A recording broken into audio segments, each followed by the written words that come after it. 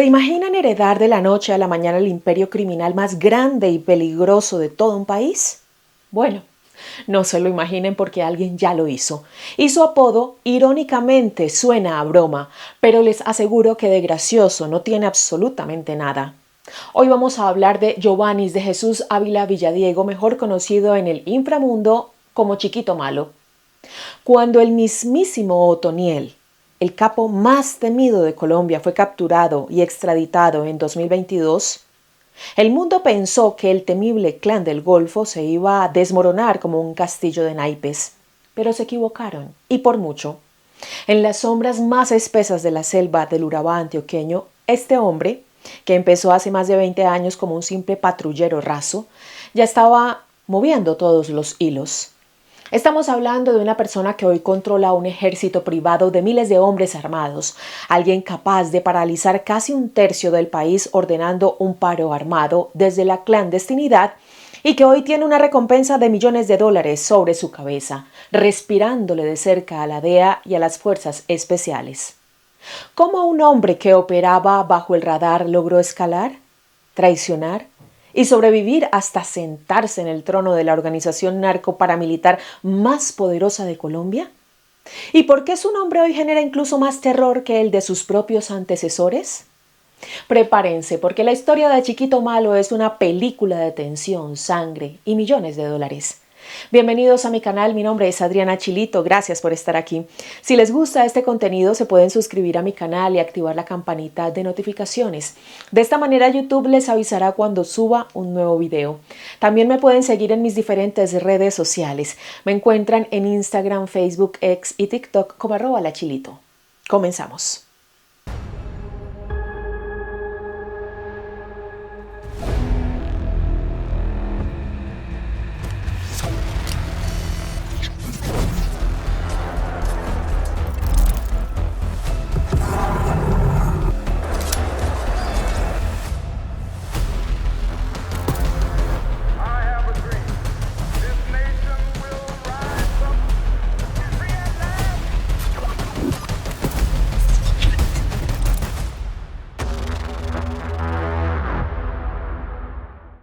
Biografía. Para entender cómo se crea el jefe máximo de un imperio criminal, hay que ir al lugar exacto donde se sembró la semilla. Y en el caso de Giovannis de Jesús Ávila Villadiego, tenemos que viajar a uno de los rincones más complejos y conflictivos de Colombia, San Pedro de Urabá, en el departamento de Antioquia. Si intentan buscar fotos de su infancia, el nombre de sus padres, a qué jugaba de niño o dónde está su diploma de bachiller, se van a estrellar contra un muro de concreto. Y ojo, esto no es casualidad. Chiquito Malo es un fantasma por diseño. Nació en una región donde el Estado históricamente brillaba por su ausencia y donde la ley, tristemente, la dictaba el que tuviera el fusil más grande. Así que su verdadera escuela no tuvo tableros, cuadernos ni pupitres. Su escuela fue la guerra. Mientras otros jóvenes de su edad pensaban en qué iban a trabajar, Giovannis se graduó con honores en otro tipo de academia, las Autodefensas Unidas de Colombia. Entró siendo apenas un muchacho, pateando barro y sobreviviendo desde lo más bajo en el bloque bananero. Ahí fue donde realmente se formó. Aprendió a leer la selva, conoció cada trocha, cada cueva, cada río y cada ruta oculta del Urabá antioqueño como la palma de su mano. Y ese justamente ha sido siempre su mayor superpoder. No estamos hablando de un narco de oficina con trajes de diseñador y relojes suizos. Este es un hombre de monte, criado entre municiones y botas pantaneras. Sobre su vida privada, el hermetismo es absoluto y calculado. A diferencia de capos de los años 80 y 90 como Pablo Escobar, que querían ser figuras públicas, alcaldes y benefactores, Chiquito Malo entendió desde muy joven la regla de oro del narcotráfico moderno. En la era de los drones, la DEA y los satélites, si te muestras, te mueres. Sabemos que tiene un núcleo familiar fuerte en la región. Las autoridades llevan años persiguiendo su círculo íntimo y han logrado capturar a varios de sus familiares. Pero él sabe perfectamente que exhibir a una esposa, mandar a sus hijos a colegios de élite o comprar mansiones extravagantes es firmar su propia orden de captura. Su vida privada está enterrada en la clandestinidad de la selva. Esa capacidad para ser invisible fue lo que le permitió sobrevivir a todas las purgas. Para el año 2004, cuando supuestamente entregó las armas durante el proceso de paz de los paramilitares, Giovannis ya estaba jugando ajedrez en 4 dimensiones. Esa desmovilización fue solo una pausa comercial para él. Inmediatamente después se alió con alias Don Mario y luego con los hermanos Úsuga, entre ellos Otoniel, para reciclar esa maquinaria de guerra y fundar lo que hoy aterra al país, el Clan del Golfo. El muchacho sin historia de San Pedro de Urabá ya no era un simple patrullero, se estaba convirtiendo en el arquitecto de la red de cocaína más grande de Colombia. Y apenas estaba calentando motores. Pónganse a pensar en esto. ¿Qué hacen cuando tienen a las Fuerzas Especiales de Colombia y a los agentes de la DEA respirándoles en la nuca, con una recompensa de millones de dólares por sus cabezas? Para la mayoría de los mortales sería el fin del camino. Pero para Chiquito Malo es simplemente la rutina de todos los días. Si ustedes creen que llegar a la cima del Clan del Golfo significa sentarse tranquilamente a disfrutar de los millones del narcotráfico, están muy equivocados. El verdadero desafío de Giovannis de Jesús no ha sido solamente esquivar los operativos militares. El verdadero reto ha sido sobrevivir a la ambición de sus propios aliados. En este negocio la silla del jefe siempre está manchada de sangre, y él lo sabe mejor que nadie. Cuando Otoniel fue extraditado, el poder no se lo entregaron en bandeja de plata. Había otros comandantes con hambre de poder, hombres curtidos en la guerra que también querían su porción del pastel. El caso más sonado fue el de alias Siopas, otro de los pesos pesados de la organización que, según los reportes de inteligencia, empezó a disputarle el trono. ¿Cómo terminó esta historia? En marzo de 2023, el cuerpo de Siopas apareció baleado y arrojado en una carretera de Antioquia. Un mensaje brutal y sin intermediarios. En el imperio de Chiquito Malo, la disidencia se paga con la vida. La guerra con Siopas. Hablemos de la guerra interna entre Chiquito Malo y Siopas, porque aquí es donde realmente se entiende cómo se ejerce el poder dentro del Clan del Golfo. Con el trono de Otoniel vacío, quedaron frente a frente dos perfiles muy distintos. Por un lado, Chiquito Malo, el estratega logístico, y por el otro, Wilmer Antonio Giraldo Quirós, alias Siopas. Este hombre no era ningún novato. Venía de formarse durante más de una década en la guerrilla de las FARC, tenía un entrenamiento militar avanzado y era el subcomandante del Clan del Golfo. Básicamente era quien manejaba las tropas de asalto y el armamento pesado. El choque entre los dos era inevitable. Según los reportes de inteligencia, las tensiones empezaron porque Siopas rechazaba rotundamente los acercamientos de Chiquito Malo para someterse al proyecto de paz total del gobierno. Pero el verdadero detonante fue el control del negocio. Siopas planeaba independizarse, llevarse una fortuna, el armamento y a sus hombres más leales para montar su propia estructura. Y como se podrán imaginar, en el mundo criminal, intentar dividir la organización es firmar una sentencia de muerte. Todo se definió a mediados de febrero del año 2023. La facción de Chiquito Malo convocó a Siopas a una supuesta cumbre de comandantes en un campamento en la selva. La excusa era arreglar sus diferencias y trazar el futuro del cartel. Siopas, tal vez confiado por su propio poderío militar, asistió a la cita. Pero desde el momento en que pisó ese campamento, su rastro desapareció por completo. Días después, el 1 de marzo de 2023, la historia tuvo su desenlace. En una carretera rural que comunica los municipios de Uramita y Dabeiba en Antioquia, un cuerpo fue arrojado desde un vehículo en movimiento. Cuando las autoridades llegaron, confirmaron su identidad. Era Siopas. Llevaba pantalón camuflado y botas de caucho y había recibido múltiples impactos de bala que lo dejaron irreconocible. No fue un combate, fue una ejecución y un mensaje directo para el resto de la organización. Sin embargo, la muerte de Siopas no trajo calma, sino que fracturó aún más la estructura. Sus hombres, que le guardaban una lealtad absoluta, no se quedaron de brazos cruzados. El Clan del Golfo entró en una fase de purga interna. Los hombres de Chiquito Malo iniciaron una cacería sistemática contra los aliados de Siopas para apagar cualquier intento de rebelión. mientras que las facciones disidentes respondieron buscando venganza. Esto desencadenó una ola de ajustes de cuentas, masacres y una violencia silenciosa pero letal en las zonas rurales de Antioquia. Con esta purga, Chiquito Malo dejó clara su posición de mando. Estaba dispuesto a eliminar a sus propios comandantes para asegurar de que nadie, bajo ninguna circunstancia, se atreviera a disputarle el control del imperio. Ahora, ustedes seguramente se preguntarán, ¿cómo es posible que con toda la tecnología del siglo XXI, los satélites y los drones de última generación, este hombre siga libre? La respuesta es que Chiquito Malo logró perfeccionar el arte de la paranoia. Olvídense de los celulares, del WhatsApp, de los correos electrónicos o incluso de los teléfonos satelitales. Él sabe perfectamente que un solo segundo de señal electromagnética es la forma más rápida de ganarse un tiquete de ida a una prisión de máxima seguridad en Estados Unidos. Para comunicarse, ha retrocedido su logística casi a la Edad Media. Sus órdenes viajan a través de estafetas, correos humanos de absoluta confianza que caminan durante días por las trochas más impenetrables del Urabá y el Chocó, llevando notas en papel o memorias USB encriptadas. No duerme 2 noches seguidas en la misma cama. Se mueve constantemente por una red de campamentos camuflados bajo la espesa selva, rodeado siempre por sus anillos de seguridad más íntimos, compuestos por hombres dispuestos a dar la vida antes de dejar que las autoridades se acerquen a su jefe.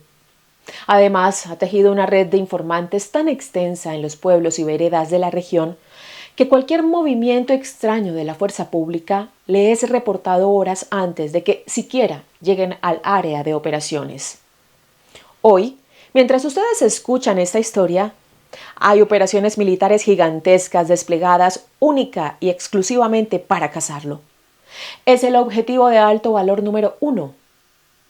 Pero el fantasma de San Pedro de Urabá sigue ahí, agazapado en el monte, dirigiendo un ejército de miles de hombres y controlando las rutas del narcotráfico que inundan las calles del mundo.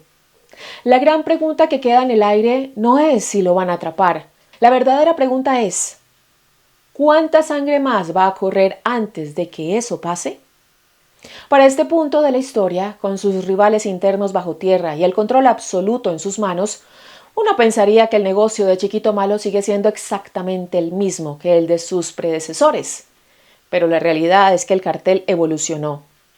Si ustedes creen que bajo su mando el Clan del Golfo se dedica exclusivamente a exportar cocaína, se están perdiendo la mitad de la película.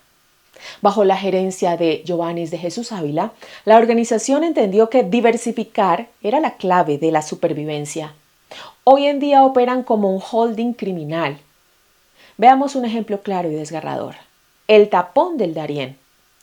Esa selva espesa que divide a Colombia de Panamá se ha convertido en una de las rutas migratorias más transitadas y peligrosas del mundo. Y adivinen quién controla cada centímetro de esa frontera. Exactamente la estructura de Chiquito Malo. Las autoridades y los reportes internacionales confirman que el clan cobra un impuesto por cada migrante que pisa esa selva. Es un negocio redondo que les deja millones de dólares al año sin los riesgos logísticos de enviar un cargamento de droga al exterior.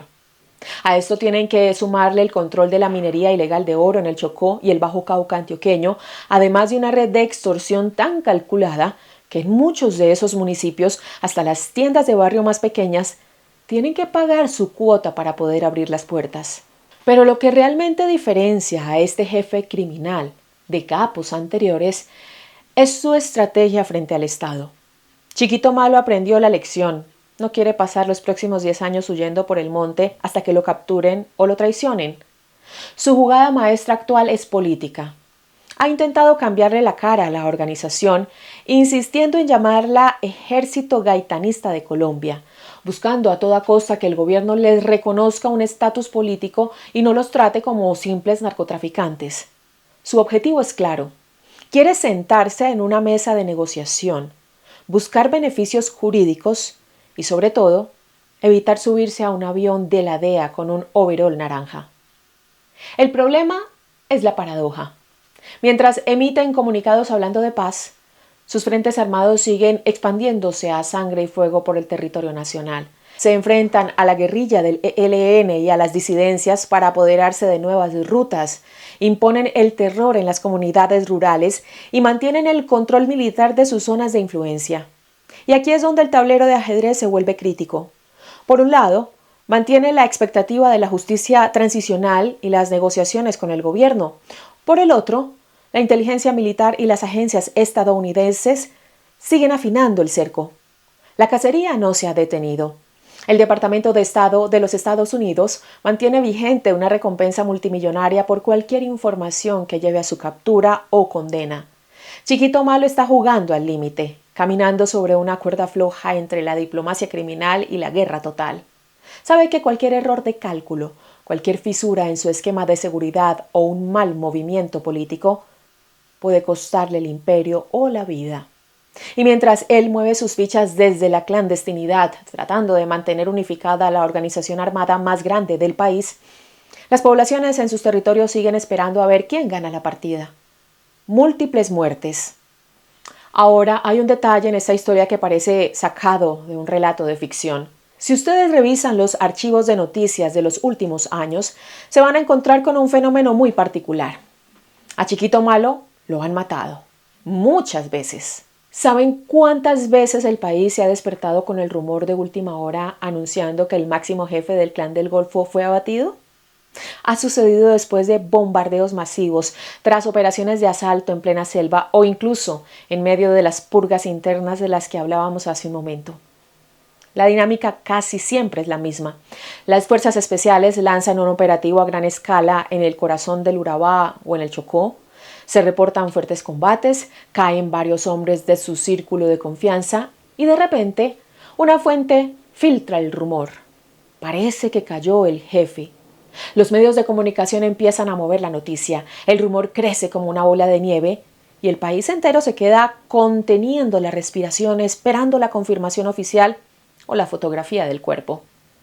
Pero esa confirmación nunca llega. Semanas o incluso días después del supuesto golpe final, el fantasma vuelve a dar señales de vida. Ya sea a través de un comunicado firmado por la organización, un panfleto intimidatorio o un mensaje de voz encriptado que viaja por las trochas hasta sus frentes armados, Giovannis de Jesús Ávila le recuerda al Estado y a sus rivales que sigue al mando. ¿Cómo logra evadir estos golpes letales? Su esquema de seguridad está diseñado estratégicamente para crear este tipo de cortinas de humo. No se trata solo de esconderse bien.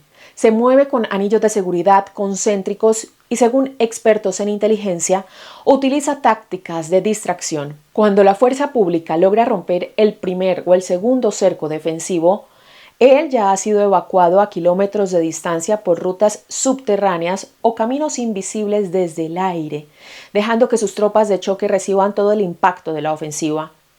Esta capacidad para resucitar en los titulares no solo es un dolor de cabeza para las autoridades, sino que termina alimentando su propio mito dentro del bajo mundo.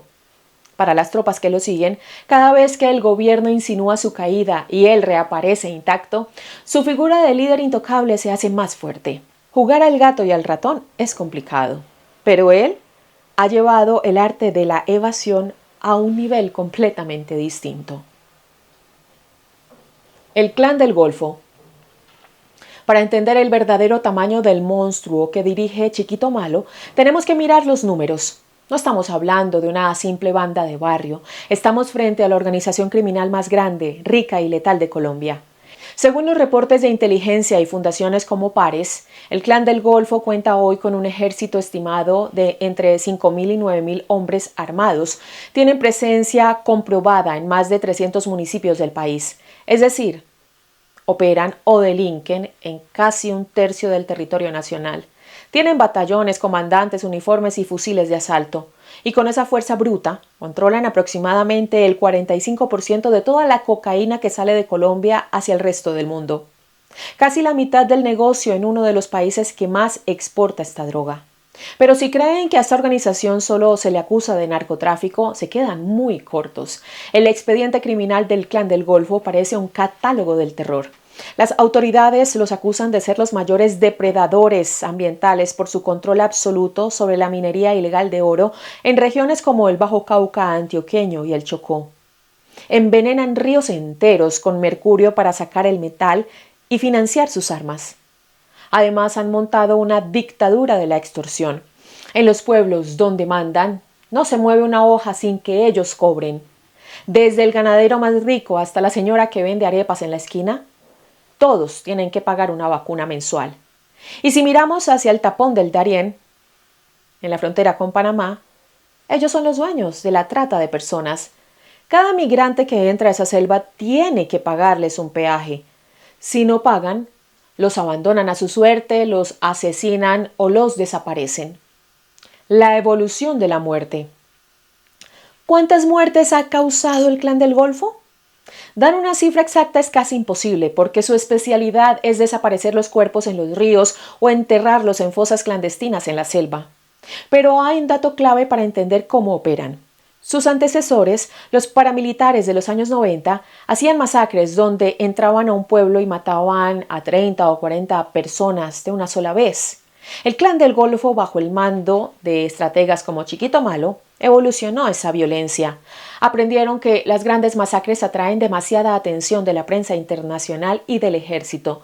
Así que perfeccionaron lo que los investigadores llaman la violencia selectiva. Ya no matan a 40 al mismo tiempo. Matan a uno hoy, a dos la próxima semana, a otro el mes siguiente.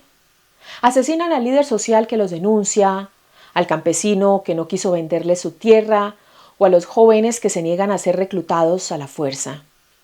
Y su arma más destructiva no siempre son las balas. Es el terror psicológico. Provocan desplazamientos masivos. En cuestión de meses, los combates de esta estructura contra otros grupos armados en el occidente del país han obligado a más de 30.000 personas a abandonar sus casas, con lo que llevan puesto, solo para no morir en el fuego cruzado.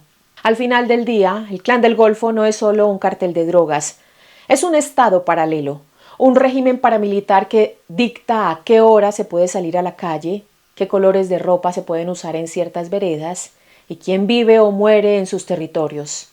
Y en la cima de toda esa pirámide de dinero manchado de sangre y terror absoluto, moviendo los hilos desde el espesor de la selva y burlando a los satélites más avanzados del mundo, sigue sentado Giovannis de Jesús Ávila Villadiego, el hombre sin rostro, el fantasma de San Pedro de Urabá, el jefe máximo que demostró que en Colombia el trono del inframundo nunca se queda vacío por mucho tiempo.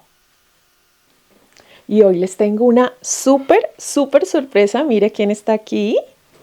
Nuestra hermosa Lupita, que los quiere saludar después de tanto tiempo. Esta princesa que está aquí en Bogotá conmigo y con toda la familia. A ustedes gracias por llegar hasta el final del video y conocer de cerca lo que sucede en Colombia y el mundo. Ya saben que si les gusta este contenido se pueden suscribir a mi canal y activar la campanita de notificaciones. De esta manera YouTube les avisará cuando suba un nuevo video.